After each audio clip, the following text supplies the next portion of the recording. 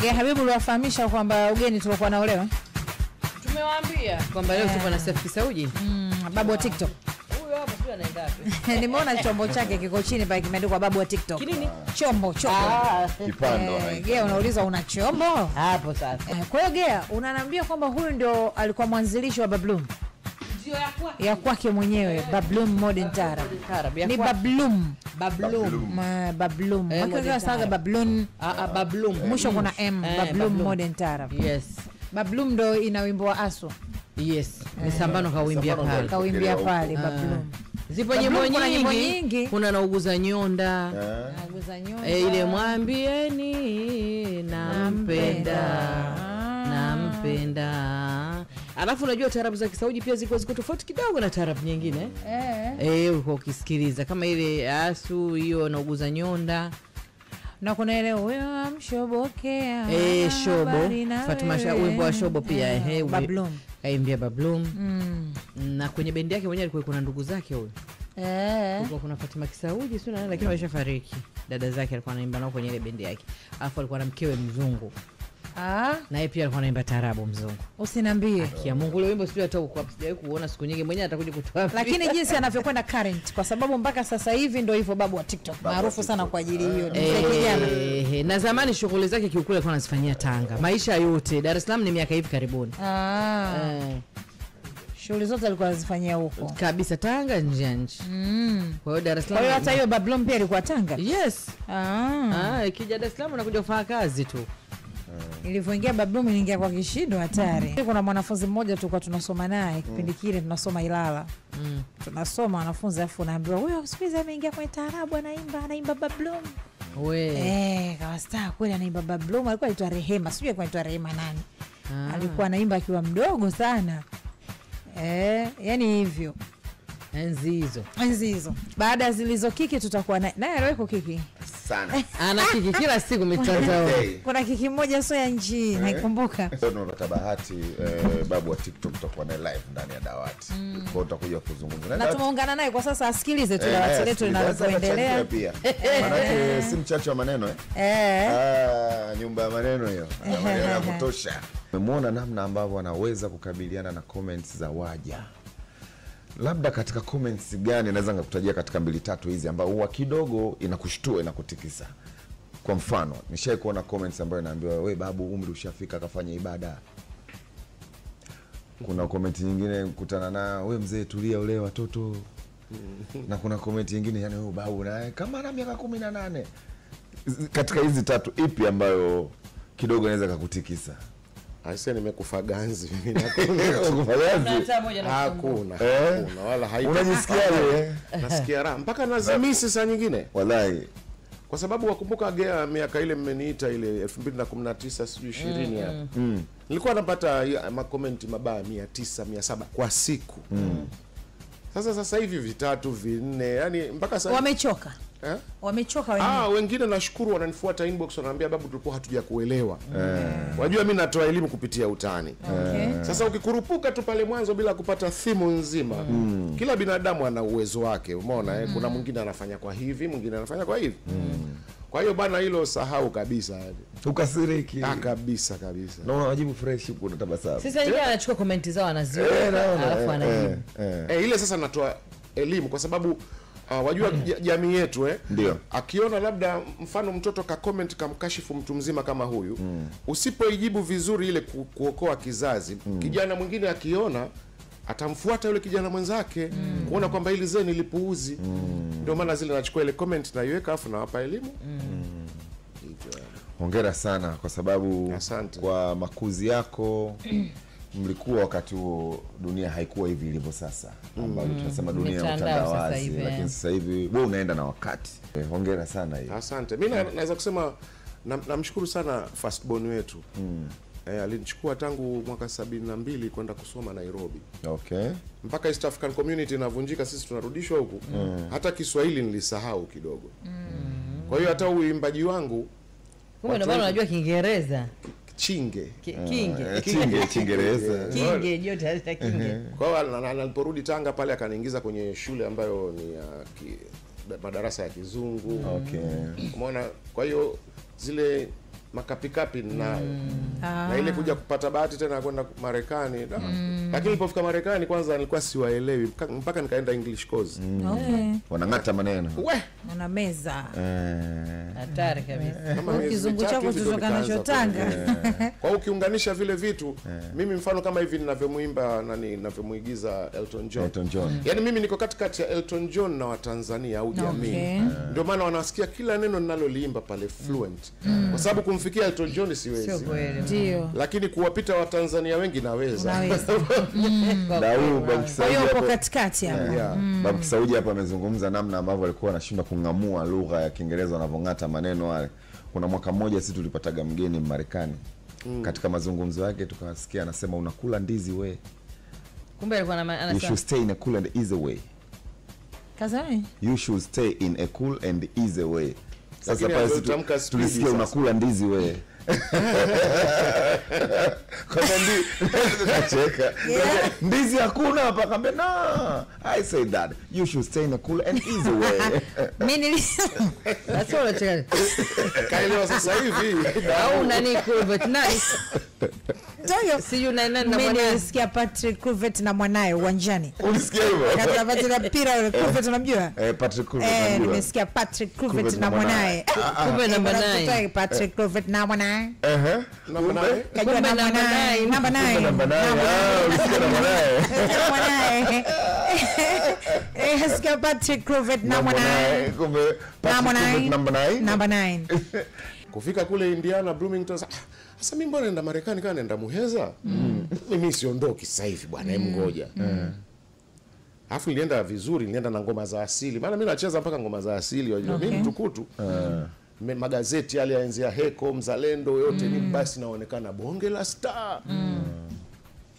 Pale mimi nikawa nasema nataka kuanzisha bendi. Nikaanzisha bendi chuo kikuu Bloomington, Indiana. Bendi ya taarabu.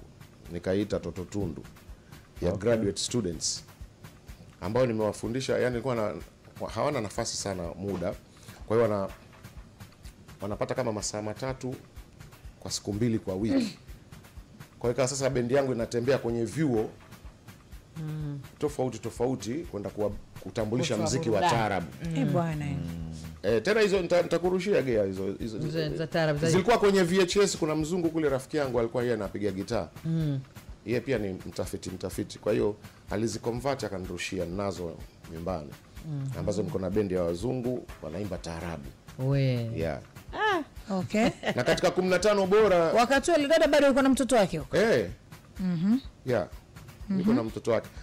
Katika 15 bora ilitengenezwa albamu ya Bloomington, Indiana. Hiyo ile nyimbo wakumbuka shuka kumekucha. Wakumbuka. Ilishika katika 15 bora. Kwa hiyo ndio historia. Ukakaa muda gani hapo sasa? Miaka 3. Huko likaa miaka 3. Yeah. Kurudi huku bendi imekufa bila kurogwa.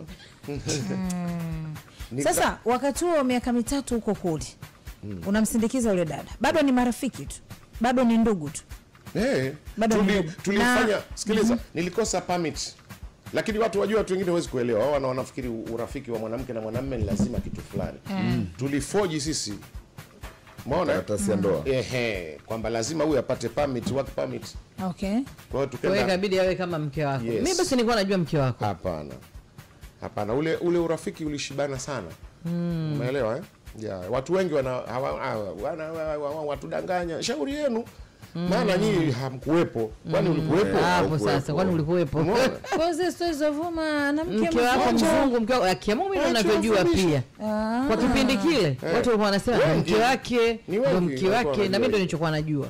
Mzungu mkeo. Tutafuta makaratasi. Hakuna hata mtu anayejua kama tutafuta makaratasi. Unaona wao washaelewa hivyo, waacheni waelewe. Kuna ule wimbo unaoimba ndio ulotaja hapo. Sasa nilichopenda ni yule mdada ambaye amekushikia mic na kuzunguka na wewe kila sehemu ambayo unakwenda unaimba na nini.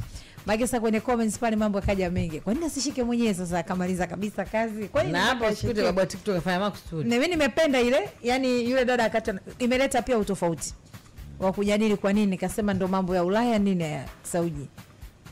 Vitu vinatokeza tu sangine. Alafu ule ubunifu umetokea siku ile saa ile. Na yule dada ni mwimbaji naye. Na yeye ni mwimbaji. Lakini siku ile yule dada ninaimba naye alikuwa yuko off. Okay. Mimi alikuwa anaumwa. Kwa hiyo nikamwazima yule. Nishawahi kufanya naye kazi siku za nyuma. Okay. Lakini nikajua tu na hiyo idea hapo stage yani. Nikasema kwa nini sifanye kitu tofauti? Alafu mitandao wajua ina ujanja wake fulani. Ndio maana nilikwambia pale mapema kwamba mimi matusi hayanisumbui. Huwa sometimes nafanya kusudi nitukane. Kwa sababu bila hao wenye matusi huwezi kutrend. Umeona? Kwa hiyo usitaki wewe uheshimiwe tu saa zote. Kwa hiyo hata ndani ya ule wimbo kuchunguza kuna vitu vingi nimefanya kusudi niwaambie watu. Ile kwamba sitaki kushika microphone, wengine wanafikiri wanasema huyu kipofu. Wengine kwa nini? Kama hivyo ulivyosema. Lakini ndani ya ule wimbo baada ya kuimba pale sisi tunatumia zoom ile. Nafikiri zoom unaifahamu. Sasa watu wengi wanasema hii sio sauti yake kwa sababu wao washazoea makelele. Hiyo pia nimeiona kwamba acha kufatisha, imba mwenyewe babu. Umeona? Wanasema lip sync. Hapana. Mimi hata nilipokuwa Marekani nilisomea sound engineering, audio technology. Kwa hiyo mwalimu pia akatokea kunipenda sana na sikio uzuri. Kwa hiyo limenisaidia, nimewatrain wasanii wangu discipline ya kutumia instruments. Lakini nikaona mbona hii nzuri sana? Niko studio hapo na edit picha. Maana ilikuwa ni ndefu, si nyimbo nzima lakini nimepost kipande. Nikasema ili niwapate hawa watu nifanyie nini? Nikaongeza auto tune. Kusudi initoe kwenye key, yani kama nimekosea. Na nikapata hizo comment nikafurahi. Umeona? Kwa hiyo lakini honestly ule wimbo yani naupatia sana mpaka mimi mwenyewe najua. John. Na mimi mwenyewe nimeshangaa kwenye wiki moja tu viewers. Sasa hivi nimeangalia wakati nakuja huku ina milioni 17,900,000. Yes. Safi sana. Lakini ukichunguza mimi mtukutu sana. Ukienda kwenye insights zake kuangalia ile the history of that video, unakuta comments nyingi nzuri ni za nchi za nje. Alafu wanao ni follow only 1%. Hiyo ndio imenishangaza zaidi. Wasio ni follow 99% ndio wameview. Sasa ukiangalia nikiwemo mimi ndio nakwambia mimi ndio nimekutana nayo hiyo kwa sababu mwanzoni account yako kiukweli nilikuwa sijui. Kwa hiyo mimi nimeijua kupitia ile. Ile video baada ya kukutana nayo ile video. Ile video ni fahari ya Tanzania. Of course. Na unaona kichwa cha upekee ni yule dada kushikia mic. Mfano kama ungeishika mwenyewe isingekuwa na nani. Mbona nishaimba sana? Nikasema ana wachokonoa wapi? Subiri. Sawa. Sauji, umekuwa na namna yako ya uburudishaji ambayo kwa watu ambao wanasafiri sana wakaibuni huwa wanaona, ambazo zile kwenye mahoteli mtu anaburudisha anakwenda meza kwa meza. Meza kwa meza. Na hata kwenye ule wimbo kama kuna namna hata anatengeneza maneno ya kuwaunganisha wale wawili ambao wako pale katika ile meza. Na imekuwa inapokewa vizuri sana. Hii inakupeleka zaidi duniani. Labda kuna pahala pengine huwa ukifanya vile unakutana changamoto, watu hawafurahishwi na matendo yale. Ni wengi. Mimi huwa mpaka sasa natangaza kwamba asiofurahia aniambie tu usinipost au nini. Lakini sitoacha kufanya kwa sababu wanaopenda ni wengi. Kwa sababu mimi nikiimba huwa nina mtindo wa kuangalia sura za watu. Unamwona kabisa yule kakaa na mchumba wake au mkewe anakuita lakini ashindwa aanze wapi. Ndio. Unapomfuata hujamfikia kishatoa simu na yeye ataka record. Umeelewa? Kwa hiyo wale na waposti asiotaka ananiingilia au pale anamtuma mhudumu bwana. Hapana. Lakini honestly yani karibu 80 au 90% wanapenda. Umeona? Na nikakuta siku moja nilienda sehemu anapiga nyoshi El Sadat. Nikakuta pia anafanya vitu kama anavyofanya babu. Nikasema babu. Nikasema na I like it. Unajua music sio mwanzo mpaka mwisho, ni kelele ukienda kulala wapumzishe wale wapenzi wako masikio. Ongea nao. Umeona? Kuna mmoja ulinifurahisha sana uliwahi kufanyia hapa Millennium Tower. Ulikuja barabarani, wapita kwenye magari ukawa unawashushisha vioo. Ukawa unaimba na mpaka nikaingia main road pale. Mtano unapajua? Mtao. Nikaimba na watu kwenye gari ya mtu ashusha kioo Kisauji anashusha anaimba naye. Anaimba naye. Sacrifice. Sasa nyimbo nyingi tofauti. Lakini mzee wa TikTok umekuwa jamani, mimi babu sio babu babu wa TikTok. Yaani mimi ni kama Uncle Long. Sasa kila jina naona kama kama babu wa TikTok. Babu wa TikTok. Umekuwa ni mtu ambaye ukiimba nyimbo za kizungu copy. Kuna rafiki yangu Dr. Nyanga anasema ukiwa nje unaweza ukahisi ni CD na play pale.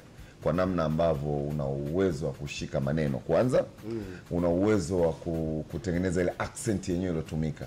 mimi nazunguka sana kwenye mabendi. Kopi nyingi tunadanganywa. Kuna wakati mmoja hapo jirani hapo kuna msanii wa kijana tu anaimbaga kopi, alikuwa anaimba Associate, alafu mimi bahati nzuri nikawa nimeenda na marafiki zangu wa Kongo. Aibu. Associate. Mimi sio muimbaji, lyrics moja baada ya nyingine naijua. Nachokosa mimi ni nachokosa mimi ni sio muimbaji, lakini akiimba na yasikia yote. Akawa anaimba Vagabond tofauti. Sasa atafanyaje? Sio kopi. Lakini sasa mbona mzee Saudi hapa babu wa TikTok? Mbona babu wa TikTok yeye anaweza kushika? Au kwa sababu kama Marekani, mbona hata kopi za Kifaransa anaimba? Yeye Mfaransa. Mbona kopi za Lingala anaimba? Yeye Mlingala. Okay. Niwape siri. Kipindi kile ndio naanza sana kupiga kwenye mahoteli. Nilikuwa kipindi ile nini Kilimanjaro Kempinski kabla ya kuitwa Hayati. Ilikuwa muziki yangu mimi inaisha saa 4. Ukija huku lango la jiji unakuta ndo wanaanza. Kwa hiyo nikienda mimi nilikuwa napenda sana kwenda kuwapa setting inavyotakiwa, discipline ya kutumia instruments. Kama natoka hapo naenda DDC Kariakoo nikiwakuta. Sasa akatokea mtu mmoja katika hao wasanii akasema, babu hao wewe wafikiri unawasaidia, wanakusengenya sana. Kwamba anajifanya anajua. Umeona? Siku nilipokuja kujua hilo, waje walivyokuwa wazito. Kafunga mdomo. Counseling na kufundisha inabidi unilipe na kupa bure bado wanisengenya. Nikakaa kimya. Hii yote niliwaambia mimi wakati Marekani, mimi kabla ya Marekani nawasikia njenje tangu wako Tanga hawajahamia Dar es Salaam. Wako klabu ya Magoa, mimi naenda kuangalia kuwasikiliza. Nikija likizo Dar es Salaam mimi bendi zangu ilikuwa kwenda Msondo na Sikinde. Wale wazee wana tune yao. Umeelewa? Unasikia kila kitu. Sasa ni setting ya kwenye mixer na discipline ya kutumia chombo chako, aidha iwe gita iwe microphone. Hutakiwi kupayuka. Leo unaenda baa sehemu, umetoka na mchumba wako, mmekaa meza moja, wewe utaongeza bia. Eti jamani, hata simu hawezi kupokea. Msikilizani makelele. Sababu uone. Katika ushikaji wa lyrics. Katika kushika zile lyrics kuzimeza, wengi wanakuwa wanatudanganya. Lyrics kusema kweli zamani walikuwa hatuzipati lyrics.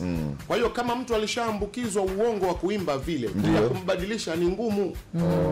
Kwa hiyo anapita na melody tu, maneno mtajua mwenyewe. Apoteze muda kweli ajieke sawa. So mpaka azishike zile. Na uzuri kutaka kushika nyimbo vizuri kwamba kwanza ielewe anazungumzia nini.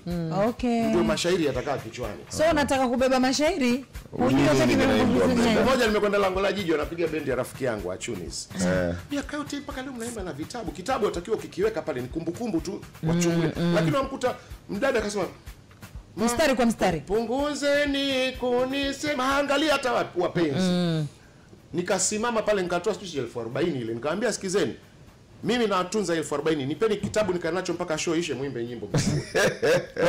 Wameshindwa nyimbo moja. Kwa kile kitabu kama kumbukumbu tu, labda ili inabidi upige jicho tu. Hujaimba zamani sana. Ndio. Jicho kujikumbusha mstari mmoja tu. Sasa wewe umekaa kama kabisa. Hata mashabiki ututazami. Unaangalia kitabu mpaka mwisho kama uko chukua. Kwa hiyo kwenye muziki kuna vitu vingi sana. Makelele, wapigaji wanashindana vyombo, mwimbaji umsikii. Yaani sasa music is not noisy kabisa. Na jana tulizungumzia hapa muziki wako una uwezo wa kufanya kikao ndani ya muziki wako. Unakumbuka dau tulisema, tunakaa hapa, mimi na wewe tunaongea mipango yetu huku tunakusikiliza. Kabisa. Unapigiwa simu hamna mambo yale sikusikia hakuna. Au labda anazidisha sauti kama mwisho. Bana, mimi natamani wa hivyo bwana, niwe mimi bora. Anaitwa Meki Mwaifunga. Ukipata bahati ya kuhudhuria show za babu wa TikTok, hutotaka kumisi hata siku moja. Sasa tumesema kuna shabiki yako alosema ukihudhuria show yake sio mchezo. Sasa tufanye tupo kwenye show, tufanye give us. And it's not sacrifice, it's just a simple word. Gembu sacrifice afu neno gani hapo? Ndio ni kimbariri watu tutatoka mbio. Hamna takayebaki wajani. Sacrifice is just a simple word. It's two hearts living into separate worlds. Dahu mbona unasubiri tu? Mwisho. Asema wakati mdogo just simple word kwamba sema just so wewe sasa just simple word.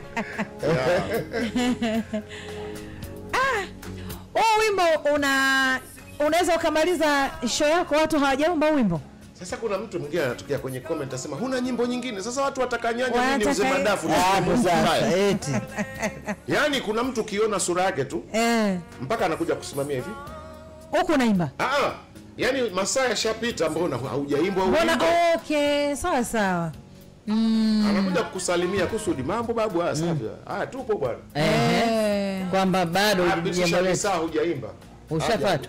Akusimamia hivi. Haongei. Ushajua huyu bila sacrifice halali. Na ile stock on you. Kwa unaimba kitu ambacho watu wanakitaka. Stock on you pia nzuri.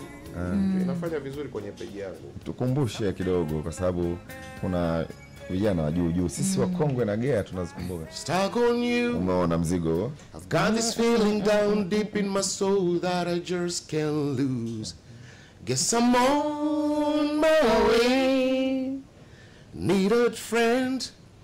And the way I feel now, I guess I'll be with you till the end. Guess I'm on my way. Wow. Magic, where do you stay?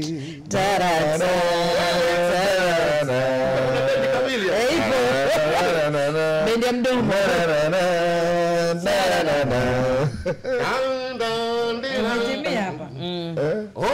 I'm leaving on that midnight train tomorrow, and I know just where I'm going.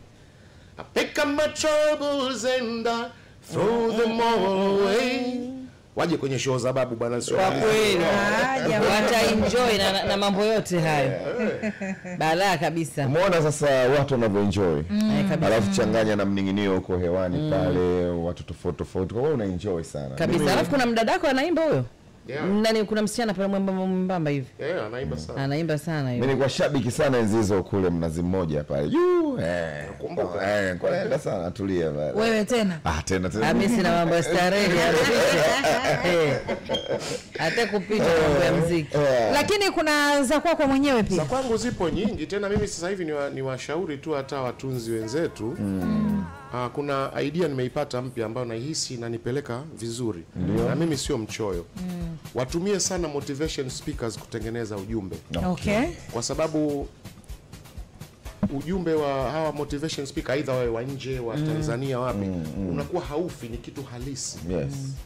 Mimi nimewakusanya wale wote na wasikiliza sana wa nchi tofauti. Hasa kama wimbo hapa mtakaoenda kusikiliza unaitwa My Life. Mkiusikiliza utasikia ule ujumbe. Umeona? Umeimba kwa Kiingereza au Kiswahili? Nimechanganya lugha. Mimi nilipata bahati ya kwenda nyumbani kwa Koffi Olomide. Okay. Nilikuta ana saizi ya dirisha ili hapo limejaa vitabu.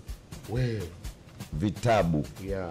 Na vitabu anasoma na nikamuuliza akanambia naumba maneno, naumba misemo, naumba sentence kwa kupitia vitabu. Authors hao. Hapa Tanzania kwa kweli muda huo hana. Ndio maana na nyimbo nyepesi. Nakwambia inarahisisha. Kwa sababu unaweza kuwa na idea ya kutaka kumzungumzia labda Gea. Lakini yule motivation speaker akakupambia maneno ambayo hayafi kumzungumzia Gea. Safi kabisa. Pengine ambayo wewe usingeyafikiria kwenye tungo yako. Kabisa.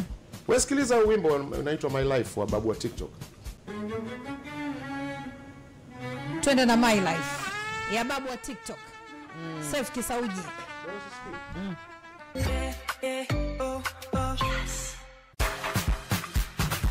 Umelisikia hilo sasa? Hilo ni charanga babu au hiyo ni nini? Maki anasikia charanga umo. Taarabu mle ndani. Kuna ile Afrikando imo ndani umo. Tupo na babu wa TikTok.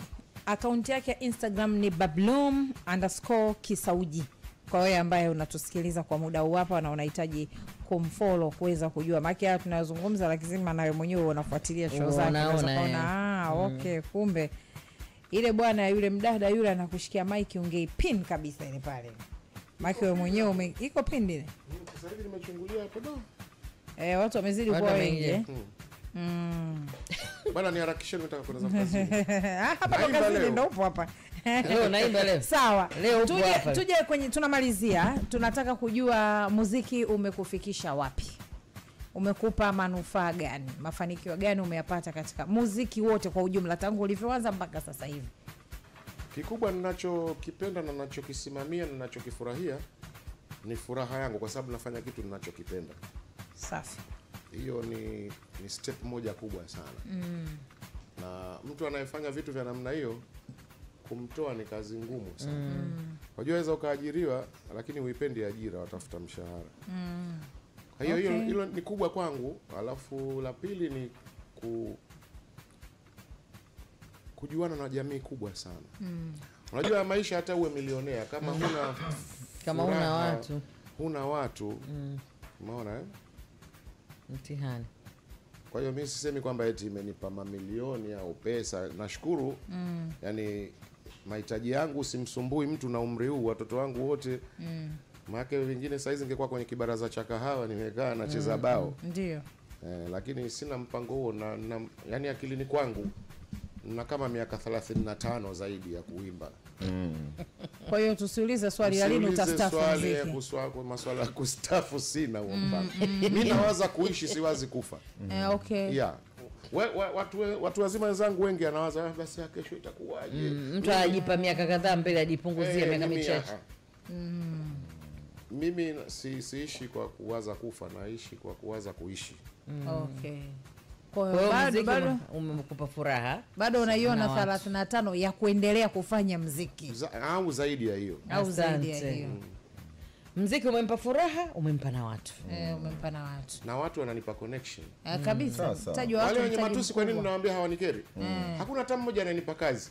Okay. Kwa mimi nikipost na mabosi zangu wanaoita, bwana Arusha hapa unakuja kwa bei gani? Unajua ile. Okay. Yeah. Lakini hata hivyo mimi nikupongeze, umepambana sana kwa sababu kwa umri wako kuna mtu ulimwengu huu wa Instagram na TikTok na matusi haelewi, anaona hayo ni mambo yenu. Lakini hebu angalia wewe jinsi ulivyo kwamba yani generation ya TikTok uko nayo, ya Instagram uko na, unajua kipi kita trendi, kipi hakitrendi. Sio mchezo.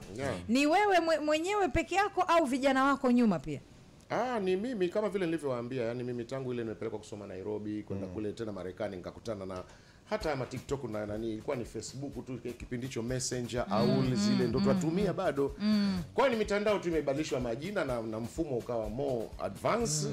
Lakini yale makapi tulikuwa tuko nayo tulidanganya sana miaka hiyo. Okay. Huko umeachwa nyumbani na kompyuta watazama picha zisizo za kisawa sawa, afu wajifanye umedelete mwendako andazitoa kwenye pipa la taka, anambia kumbe ulikuwa washida. Kwa hiyo ule uongo pia kudanganya tumejifunza mambo mengi. Okay. Na akaunti yako na run mwenyewe? Yeah. Mimi sina manager, sina mkurugenzi, sina supervisor. Okay.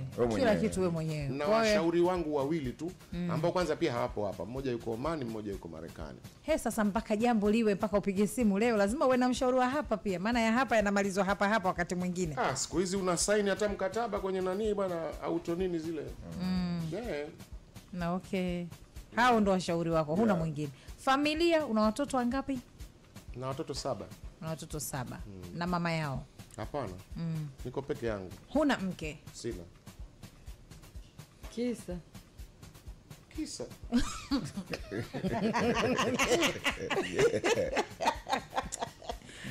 Yo kisa. Nimuulize kisa na mkasa. Jamani, wacha tuishi na jamii kama inavyotaka. Lakini mimi nasema I'm awakening. Mimi nimeamka tangu niko Marekani. Na nilipokuja Bongo nikasema acha niishi kibongo bongo. Okay. Lakini nina madini mengi mno ya kuhusu maisha, kuhusu jamii, kuhusu dini, kuhusu ndoa, kuhusu elimu. Lakini nikanyamaza navyo. Okay. Watanzania wenyewe ndo wakaanza kunitukana. Ukiwajibu, ukiuliza swali hawana, majibu matusi.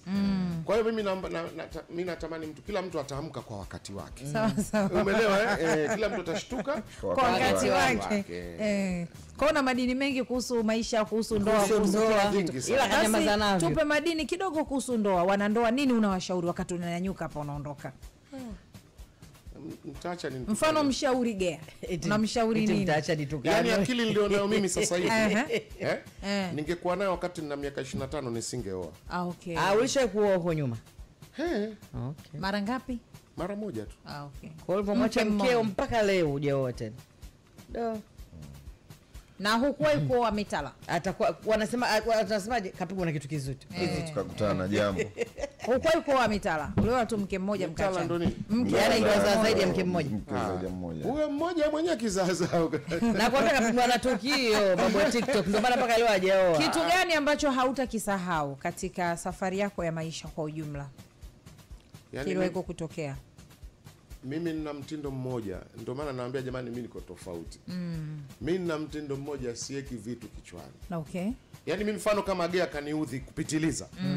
Na hesabu amekufa. Wow. Homwazite. Yaani hata nikija nikutana naye mwakani nashtuka jini ili au nini. Yaani iko hivi.